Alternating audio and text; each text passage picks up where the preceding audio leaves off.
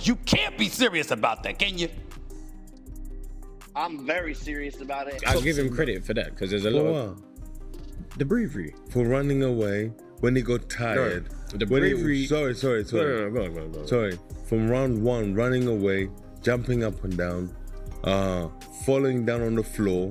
Yeah. $1 million. He did not, but go ahead. For a clown show. For a freaking clown show. Jake Paul embarrassed himself, embarrassed the sport, and embarrassed everyone. Jake Paul just got absolutely demolished by Anthony Joshua.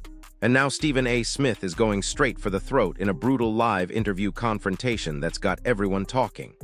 We're talking about a knockout so vicious it left Jake with a broken jaw, and Smith isn't holding back, questioning every single decision that led to this disaster. But here's what's really wild: Jake's response is completely dividing the boxing world, and what Logan Paul said afterward might be even more controversial than the fight itself. Because this isn't just about one knockout. This is about whether Jake Paul just destroyed his entire boxing career, or if something way bigger is happening behind the scenes that nobody's talking about. Nah, definitely I need a few more fights. I'm not taking him on in my next bout, but a couple more years of experience with the team I got. I'm surrounded by the best team in the world possible that money can afford, so I'm getting... So Stephen A. Smith sits down with Jake Paul after this devastating loss, and the first thing out of his mouth is basically calling Jake an idiot for taking this fight in the first place. Smith's looking at Jake like he's lost his mind, asking why he would choose to fight someone at Anthony Joshua's elite level this early in his career. And you know what? Smith has a point. We're talking about a two-time Olympic medalist, a former world heavyweight champion, someone who's been knocking people unconscious for over a decade. But here's where it gets interesting: Jake's not backing down. Even with his jaw wired shut, even after getting dropped like he owed Joshua money, Jake's sitting there telling Smith he still has everything. The best team money can buy: elite training facilities, world-class sparring partners. He's actually doubling down, saying this loss doesn't change anything about his boxing journey. And honestly, that response is either the most delusional thing we've ever heard, or Jake knows something we don't. These are haters. Haters gonna hate. It's just the name of the game, you know. When you're operating at the high level that my brother and I are, the haters come with it. I mean, statistically speaking, part-timer, I think the narrative's dead. I've been showing up every single Monday for the past month and a half. I've wrestled in 4 out of the 5 times I was there. I won every single match. So like, everyone who's yapping can now shut their trap because the narrative's dead. I mean, you brought the receipts. I think that the proof stands for itself. And you mentioned your brother. Jake went 6 rounds on Friday night with Anthony Joshua. I know how proud you are of him. You were in the hospital with him afterwards. You called him an absolute warrior and said on your Instagram that his broken jaw won't break his spirit. How did you think, and what did you think of how the fight went down? So, from strictly a logical point of view, I actually think it went down exactly as it was supposed to. I'm not sure anyone really thought that Jake was going to beat Anthony Joshua, but you have to understand, being his brother and in his close circle, he has this conviction that makes you believe, and he has this ability to defy reality and morph it into his vision of how it'll transpire that makes you think he'll win. However, like this was my opinion, this was a logical conclusion to the fight. The 2-time Olympian broke the influencer boxer's jaw. Like, okay, you know, we could have wrote it in a story and it would have made sense. That said, I think he did amazing. I'm incredibly proud of him. I think it was a net positive. I think the world can see now how tough Jake Paul is. But wait, it gets even more wild when Logan Paul jumps into the conversation. Logan's out here playing defense for his brother, and the way he's spinning this whole situation is absolutely insane. He's calling everyone who's criticizing Jake haters, who are always going to find something negative to say no matter what happened. Logan's argument is that competing at this level naturally brings scrutiny, and this fight was no different from any other challenge Jake's faced. But here's the kicker: Logan admits that nobody, and I mean nobody, realistically expected Jake to defeat a 2-time Olympian. So why take the fight? Logan says it was Jake's sheer confidence and determination that made the effort remarkable. And get this, while Jake's in the hospital with a broken jaw, he's still filming content, still cracking jokes, still acting like nothing happened. Logan's calling this resilience, but critics are calling it something completely different. Like, well, Jake was running and Jake was hold. But listen, I mean, at the end of the day, Jake had one job, and that was to try and survive. I mean, he was never, ever going to win the fight, ever, ever. And if you would have said to me, do I think he'll go 6 rounds? I would have said absolutely not. I mean, I felt that it would take AJ a couple of rounds to get hold of him, because I knew Jake can move a bit and he'd be moving off the back foot and he'd be holding. But it was the way that he did it, I think, was actually quite impressive. Like, not that particular part, but the way that he would, you know, the way that he was strong in the clinch. You know, he wouldn't let AJ get his shots off in the clinch. He made him miss a few times. And obviously AJ's been out of the ring for a while. But to be honest, I think the most fascinating thing of the whole night in terms of the fight was how he didn't get flatlined by that right hand. I mean, I said going into the fight, it's probably going to take AJ a few rounds to get hold of him. And I also said, as soon as he lands clean, the fight's over, right? He landed a few before, but the first that he landed really clean was the final shot.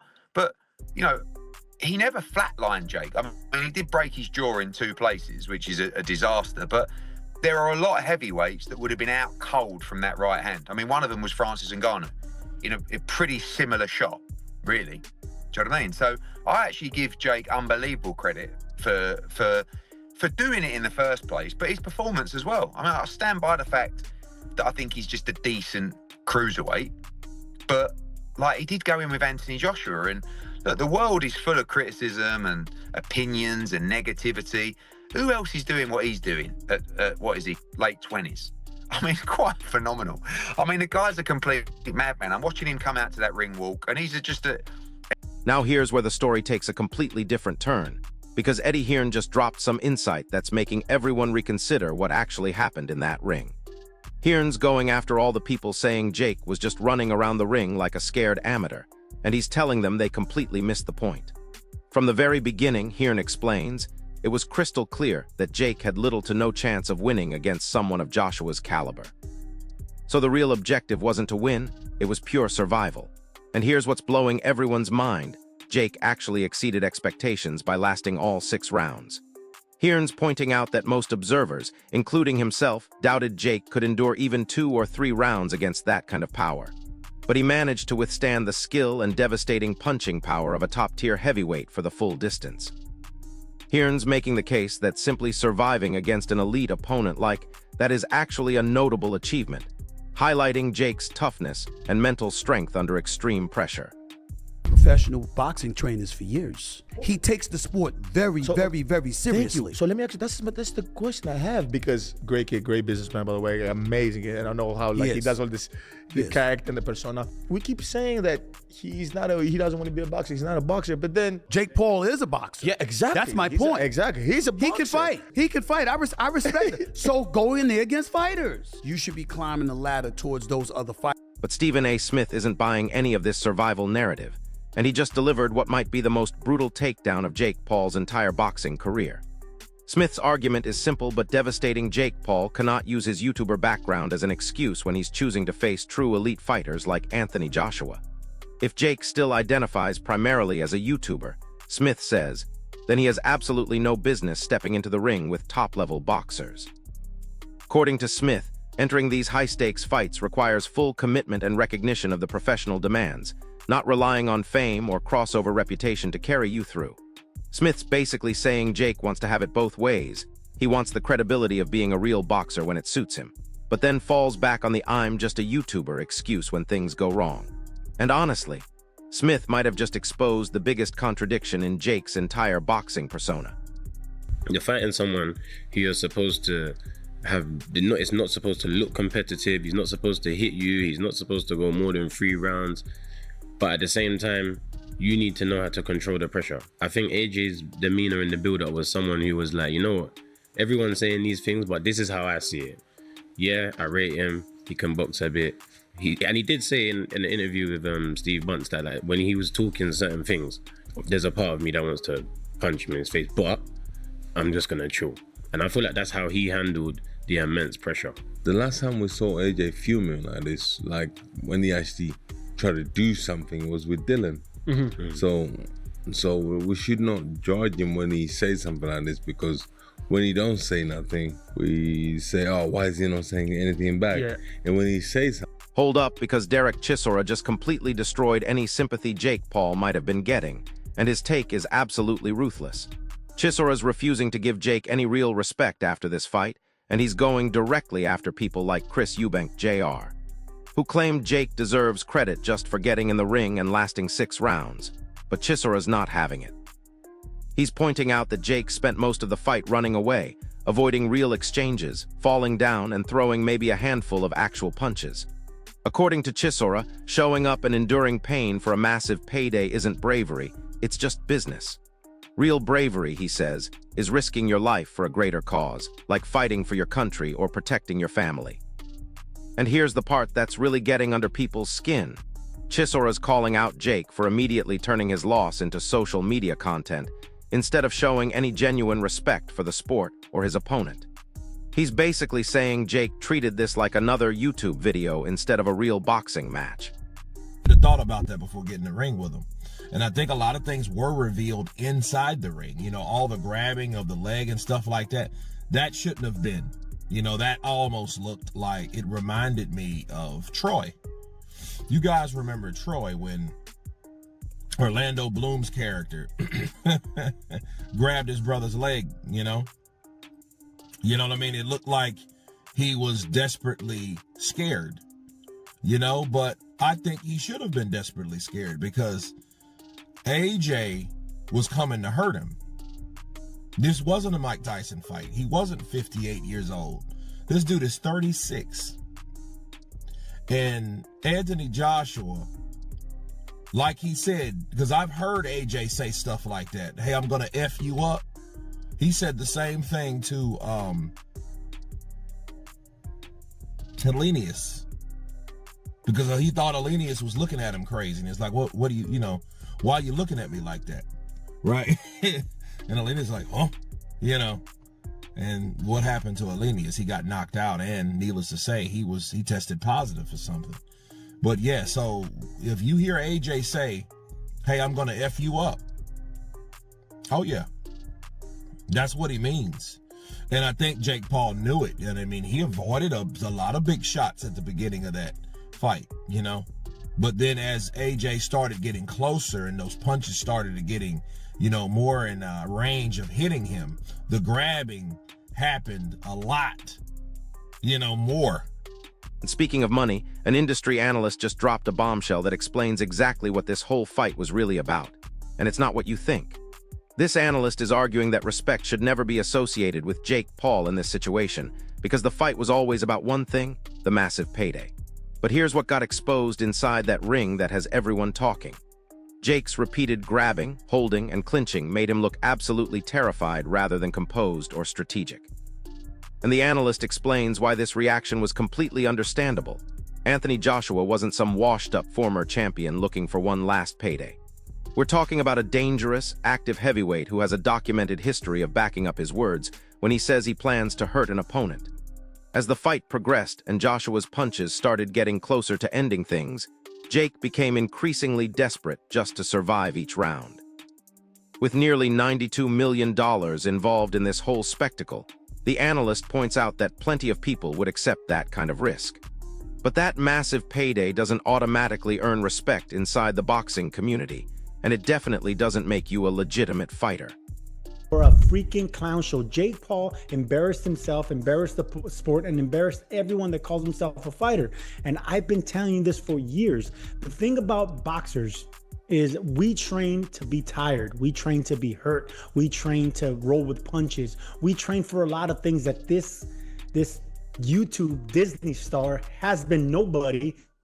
Never learned the trait. He never learned how to fight. He learned how to throw some punches. He learned how to box. And I told you it's because Jake Paul had the resources. He can have a head start in this career like you did in life, and you can make it out. But the thing is, when a fighter really wants to hurt another non-fighter, he can do it, and he can do it a lot easier and a lot faster. Anthony Joshua played with his food, and I'm going to tell you right now, he played with his food. I don't think he should have went to the 6th round, maybe the 4th at latest, because Jake Paul was running. He wasn't boxing.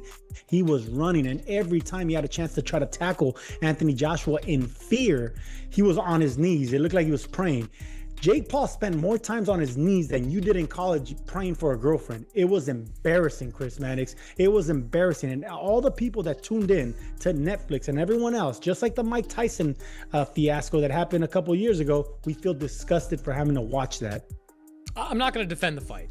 It was a bad fight. It was actually worse. You're not going to put him on. You're not going to put him on the cover of Sports Illustrated again? No, because we put him on the cover of Sports Illustrated for very different reasons than boxing. It was a power issue, as you know. But here's where things get really controversial, because Chris Mannix and Sergio Mora just delivered what might be the most damaging analysis of Jake Paul's performance, and they're not holding anything back. They're placing most of the blame directly on Jake, arguing that he didn't just lose the fight, he embarrassed himself and damaged the entire sport of boxing in the process. Mora's explanation is particularly brutal. He says real fighters are trained to handle fatigue, pain, and pressure under the most extreme circumstances. Jake, according to Mora, only learned how to throw punches in controlled environments, not how to actually fight when he's in real danger. But here's the part that's really got people talking. Both analysts believe Anthony Joshua was clearly holding back throughout the entire bout, choosing not to finish it early despite having the ability to end things whenever he wanted. They think Joshua was deliberately extending the fight, possibly for entertainment value or to justify the massive pay-per-view price. Mannix adds that when a truly skilled professional decides they want to hurt someone who doesn't belong in there, the skill gap becomes obvious within seconds, not rounds. Worldview, Ben, on the Jake Paul, Anthony Joshua circumstance. I mean, a lot of people talking about the discredit it does to boxing. I don't put it in the category of boxing. I put it in the category of entertainment and Anthony Joshua being introduced to America as a media star. What's your overall view of what it does or doesn't do for boxing? Jake Paul being licensed in a fight that many people think that he shouldn't have been licensed to fight, in a commission that often does that. As a promoter, do you think it's a bad look for boxing, or are you thinking it doesn't really matter? It's not really what boxing's about. I usually and have said in the past that things can be things, you know, you've got to take it for what they are. But in this occasion, I do think it is a freak show, if I'm honest. I also think it's dangerous. I'm sat here as a boxing promoter and I see what goes on with the medicals before and after fights and how dangerous the sport is. And I saw Callum Simpson, the fight should have been stopped way before it was, but was in trouble on Saturday night. It's all a bit of fun and it's all a money grab until someone gets seriously hurt, seriously damaged. And then the whole sport comes into disrepute. For me, it makes a mockery of the sport of boxing.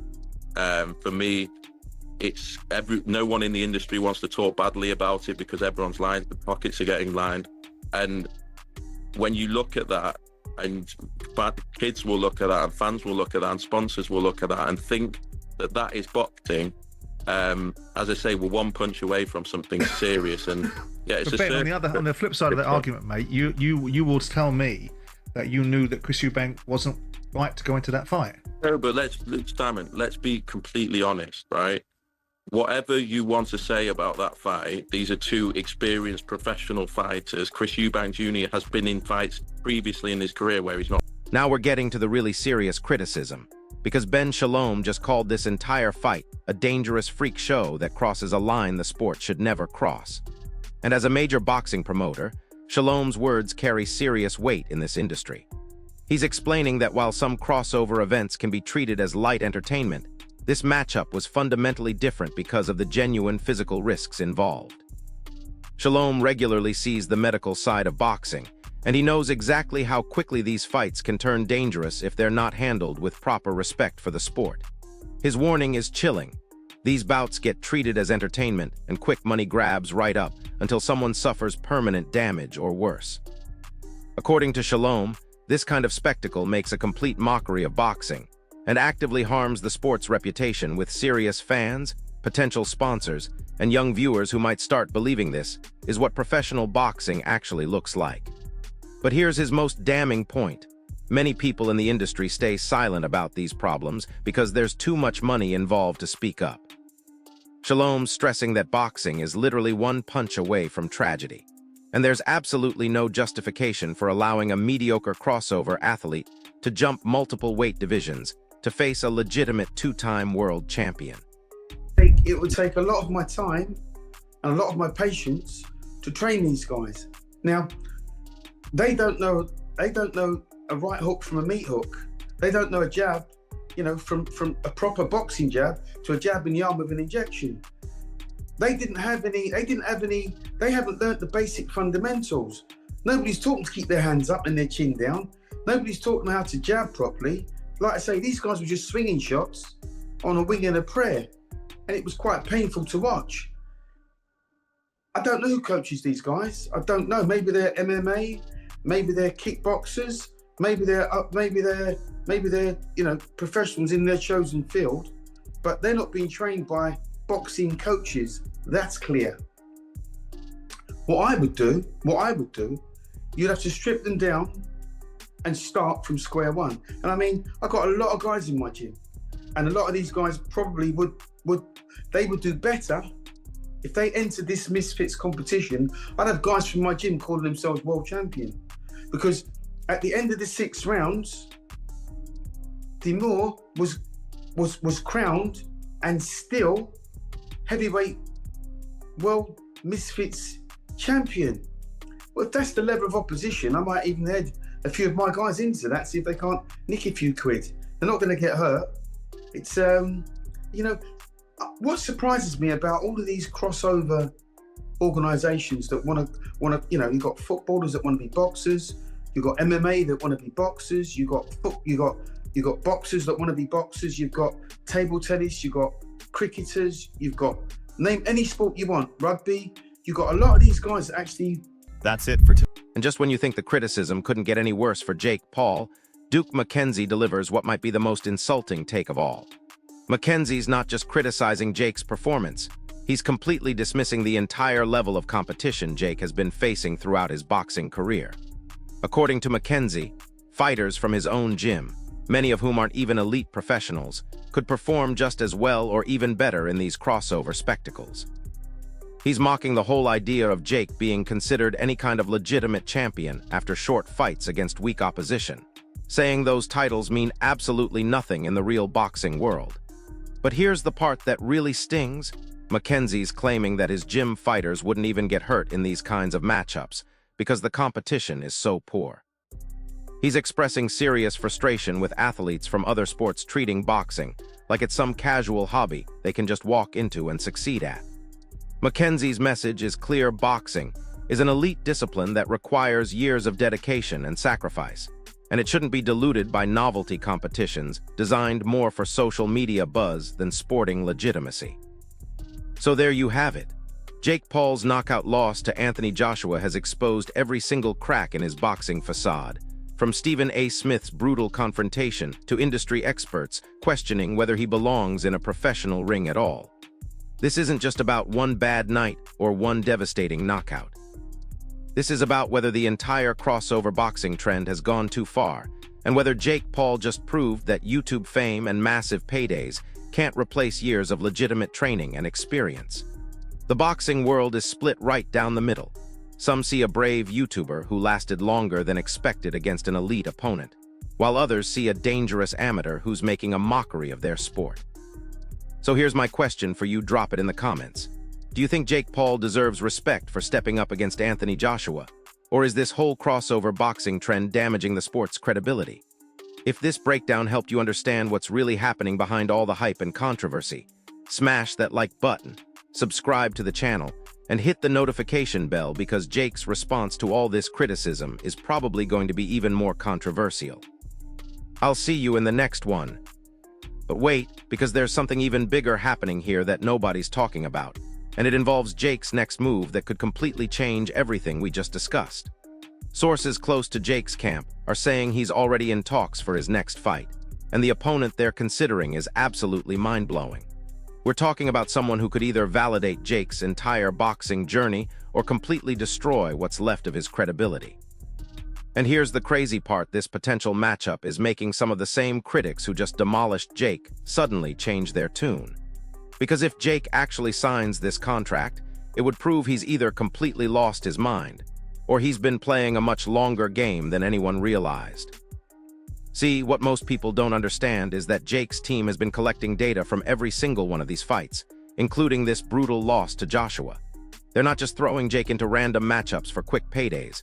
They're building a strategic path that most traditional boxers would never have the luxury of taking. Think about it this way. Jake can afford to lose fights that would end other fighters' careers because his income doesn't depend solely on winning boxing matches. That freedom allows him to take risks and gain experience against levels of competition that would normally take decades to work up to. And according to someone who claims to be inside Jake's training camp, this Joshua fight was never about winning.